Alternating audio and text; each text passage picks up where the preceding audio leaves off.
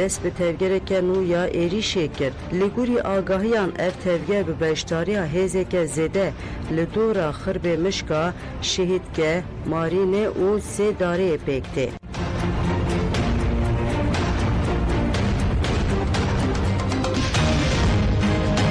ایرا رادیوی دنجی کلا.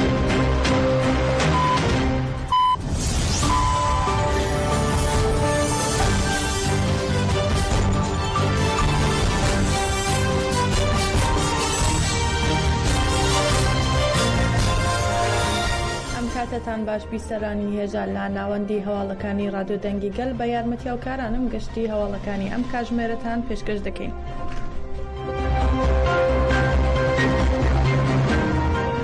بە گوێرەی دوایین زانیاریەکان لە چیای باگۆگ ئۆپراسیۆنی سەربازی دەستی پێکردووە لە داوێنی چیای باگۆگ لە ناوچەی نووسەیبینی ماردین لەلایەن سوپای تورکی داگیرکەرەوە ئۆپراسیۆنێکی بەرفراوان دەستی پێکردووە. ئۆپراسیۆنە سەربازیەکان لە بەرەبەیانیدا دەستی پێکردووە و هێزە داگیرکەرەکان لە خەربێ مشکا سەدریە مارین و گوندەکانی دەوروبەری دەیان ئۆتۆمۆبیلی زرێپۆشیان جوڵە پێکردووە و هەروەها ڕاگەیاندراوە کە لە چوارچەوەی ئۆپراسیۆنەکەدا هەلیکۆپتەریش بەکارهێنراوە.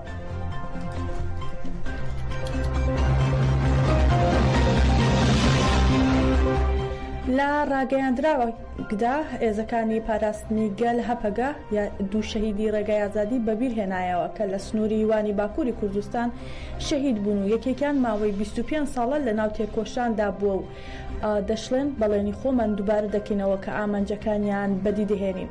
لە ڕاگەیاندراوەکەی هەپەگەدا هاتووە هەواڵمان گەڤەر زاڤەر فەرماندەی ئیالەتی وان کە یەکێکە لە میلیتانە پێشەنگەکانی فیدایی پارتەکەمان لەگەڵ هەواڵمان ئەندۆک تەندورەک کە لەگەڵی بووە لە 28 تەشرین یەکەمی ساڵی 2018 لە ئەنجامی هێرشێکی ئاسمانی لە ناوچەی کاتۆ ئورتی سەربا شارۆچکەی خێزانی وان شەهید بوون و ئێمە لە ساڵیادی شەهید بوونیان بە ڕێز و پێزانینەوە بە بیریان دێنینەوە.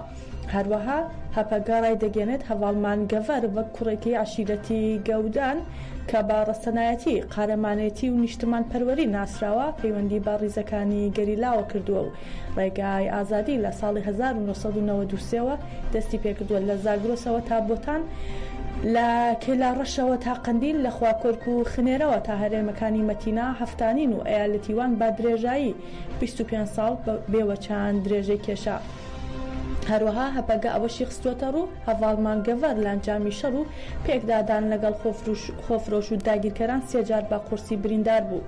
سەرەڕای ڕوبەڕووبوونەوەی لەگەڵ زۆر کێشە و دەرفەتی کەم پێوە چند خەباتی درێژە پێداوە وەک فەرماندەیەکی قارەمان و بڕیاردەر لە شەڕەکانی باکوور و زابدا ڕۆڵێکی مێژووی گێڕا و چەندین چالاکی سەرکەوت و ئۆپەراسیۆنی شۆڕشگێڕانەی بەڕێوە بردووە. لە هەموو ئاستەکاندا لە شەڕوانیەوە تا فەرماندەی مەفرەزە و تاقم یەکە و تابور دەستی پێکرد و تا فەرماندەی ویلایەت ئەرکی خۆی بەجێهێنا.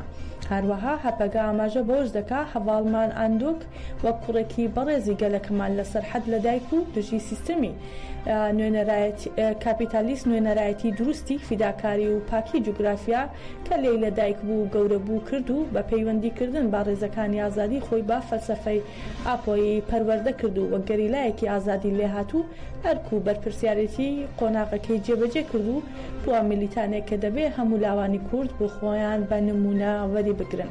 لە کۆتاییدا هەپەگە سەرخۆشی ئاڕاستی خانوادەی بەڕێزانی هەواڵا شەهیدەکان و عشیرەتی نیشتمان پەروەری گەودان و چەڵدێران و هەموو گەلی وڵات پارێزی کوردستان دەکات و دەڵێت بەڵێنی خۆمان دووبارە دەکەینەوە کە یادی شەهیدەکانمان زیندوو دەهێڵینەوە و ئامانجەکانیان بەدی دەهێنین. هەپەگە ناسنامەی ئەو دوو شەهیدەی بەم شێوەیە خستووەتە ڕوو. ئەلی بۆر بە ناسناوی گەڤەر زەفەر لە فەراشین لەدایک بوو و لە 28 تەشرین یەکەمی ساڵ 2018 لە کاتۆ شەهید بووە. هەروەها میرحاج کاراکۆش بە ناسناوی ئەندۆک تەندورەک لە وان لەدایک بووە و لە 28 تەشرین یەکەمی 2018 ئەویش لە کاتۆ شەهید بووە.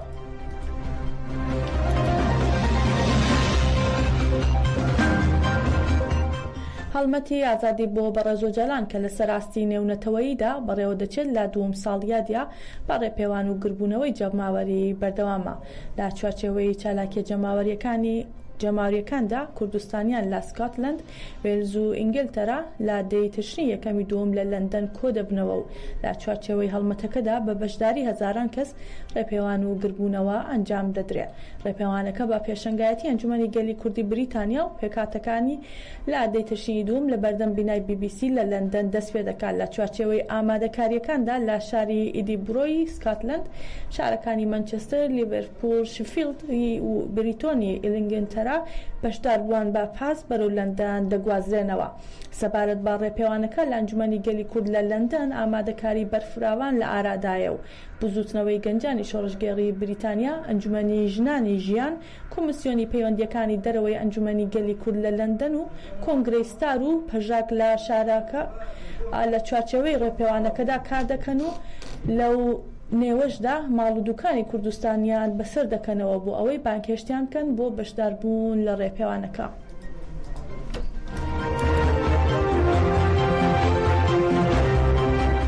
کۆردیناسیۆنی پارتی ئازادی ژنانی کوردستان پاشک ڕایگەیاند پەیامی هەواڵانمان ئاسیا و ڕۆژگەر سوێندی سەرکەوتن و پێداگیری ژنێکی ئازاد، پیاوێکی ئازاد و کۆمەڵگایەکی ئازادە. تێگەیشتن لە هەواڵانمان ئاسیا و ڕۆژگەر و هەموو شەهیدانمان تێگەیشتن و بەجێهێنانی هاوڕێتی ڕاستەقینەیە لەگەڵ ڕێبەراپۆ.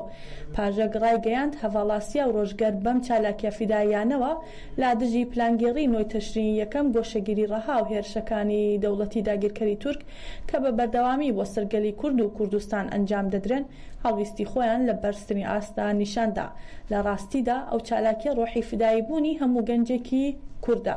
هەروەها پاشکڕای دەگەێنێت هەواڵان ئاسیا و ڕۆژگەر پێش دەستپێکردنی چالاکیەکە ئامانجی ئەم چالاکیان ڕوون کردەوە.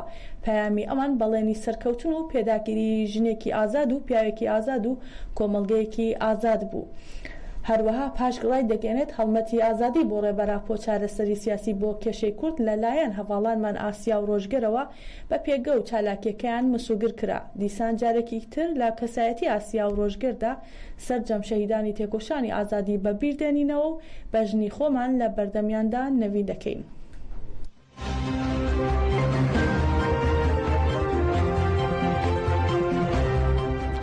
سەرۆکی کۆمەڵەی پەنابەرە گەڕاوەکانی ئەوروپا ڕایگەیاند تەنها لە دەمانگی ئەم ساڵدا لە هەرێمی کوردستان 7,000 هاوڵاتی هەرێمی کوردستان کۆچیان کردووە بۆ وڵاتانی ئەوروپا. ئەبوبەکر عەلی سەرۆکی کۆمەڵەی پەنابەرە گەڕاوەکانی ئەوروپا لە هەرێمی کوردستان لە کۆنگرەیەکی ڕۆژنامەوانیدا وتی ئەڵمانیا لە 22 مانگ لە قۆناغی دووەمدا کاروانێکی دیکەی پەنابەرانی هەرێمی کوردستانی ڕەوانەی فڕۆکەخانەی نێودەوڵەتی بەغدا کردووە کە ژمارەیان 36 هاوڵاتی بوو کە بەشێک لەوانش خێزاندار بوون و زۆربیان خەڵکی دهۆک بوون. هەروەها ئەبوبەکر عەلی وتیشی لە ئێستادا دۆخی پەنابەران لە خراپیدایە و تەواوی وڵاتانی ئەوروپا لە بەرنامەیاندایە بچنە ژێرباری ڕێککەوتنامەی وڵاتانی ئیتالیا و ئەڵمانیا و داوا لە گەنجانمان دەکەین ئەم کۆچە بە لێشاوە کە بووەتە دیاردا نەیکەنە تاکە بژاردەیەک بۆ گەشتنیان بە ئەوروپا و خۆیان نەخەنە بەردەم چارە نووسێک کە ئایا مافی پەنابەریتیان پێدەدرێت یاخۆت نا.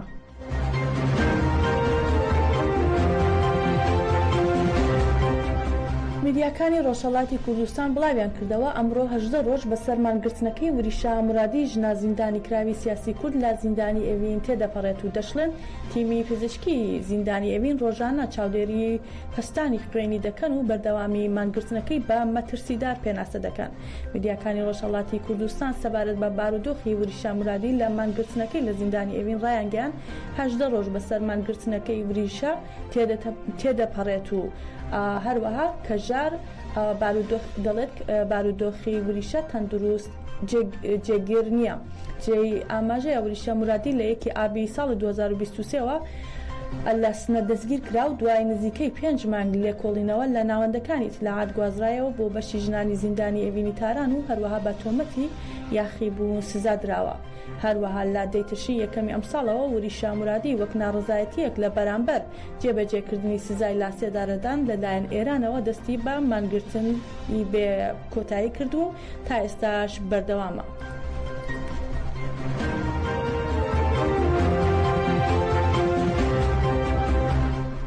دوای چەند ڕۆژ لا دەست بەسەری هارون سەلیمی خەڵکی شاری سنە لەلایەن هێزەکانی ئیدارەی اطلاعاتەوە هیچ زانیاریەک لا هۆکاری دەست بەسەری و شوێنی ڕاگیرانی ناوبراو لە بەردەستانیە.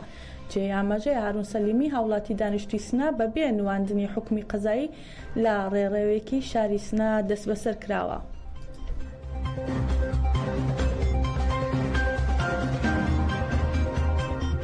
ژنا زیندانی کراوێکی سیاسی کورد و کچە 2 ساڵانەکەی لە دۆخێکی مەترسیداردان. سارا لارکامپ ڕاگەیان 1200 ڕۆژە بەسەر زیندانیکردنی ژنە کوردێکی خەڵکی پیرانشار و کچە 2 ساڵانەکەی تێدەپەڕێت و دەشڵێت لە چاودێریکردنی پزیشکی و دابینکردنی پێداویستیەکانی هەر دایکێک بۆ منداڵەکەی بێبەش کراون. سارا لارکامپ پارێزەری مافی منداڵان لە فراکسیۆنی SPD پەرلەمانی ئەڵمانیا لە تۆڕی کۆمەڵایەتی فەیسبووکی خۆی سەبارەت بە بارودۆخی سوعدا خەدیرزادە و کچە 2 ساڵانەکەی لە زیندانی ورمێ پەیامێکی بڵاو کردەوە و ڕایگەیان ئەمڕۆ 1200 ڕۆژ بەسەر زیندانیکردنی سوعدا خەدیرزادە زیندانی سیاسی و کچە 2 ساڵانەکەی بە ناوی سۆلینا تێدەپەڕێت کە لە زیندانی ورمێدان و هەروەها دەشڵێت کچەکەی لە ناوی زیندانی ورمێ لەدایک بووە و لە دۆخێکی ترسێنەردا دەژین. جێی باسە سارا لارکامپ زیاتر لە 2 ساڵە کەفالەتی سوعدا خەدیرزادە و کچە 2 ساڵانەکەی لە ئەستۆ گرتووە و هاوکات لەگەڵ ڕێکخراوی هاوار هێڵپ لە هەوڵی ئازادکردنیدایە. جێ ئاماژەیە لە مانگی ئەیلولی ساڵی 2021ەوە سوعدا خەدیرزادە خەڵکی پیرانشار لەلایەن هێز ئەمریکانی پیرانشار دەستگیر کرا و بۆ زیندانی ورومیان گوازرایەوە و بە تۆمەتی ئەندامەتی لە یەکێک لا گروپە ئۆپۆزیسیۆنەکان بە 12 ساڵ زیندانیکردن سزا درراوە و لە کاتی دەست بەسەرکردنیدا دووگیان بۆم ناچار بووە لە دۆخێکی مەترسیداردا منداڵەکەی بێنێتە دنیاوە. هەروەها پێشتر سوعدا خەدیرزادە بەهۆی گوشاری دەسەڵاتدارانی ئێران بۆ دانپێدانانی زۆرە ملی دەستی داوەتە خۆکوژی و ڕێگریشی لێکراوە.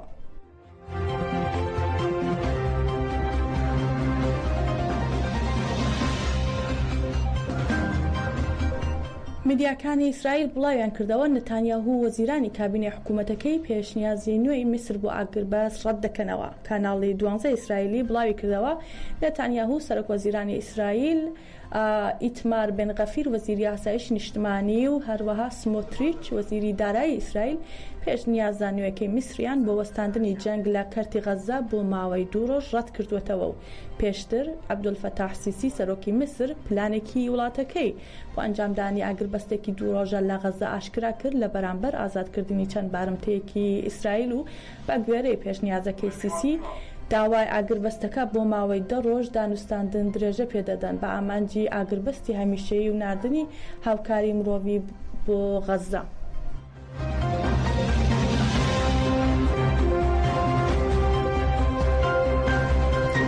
ڕێزان هەواڵەکانمان پێشکەشکردن بمێنن لە خێر و خۆشیدا.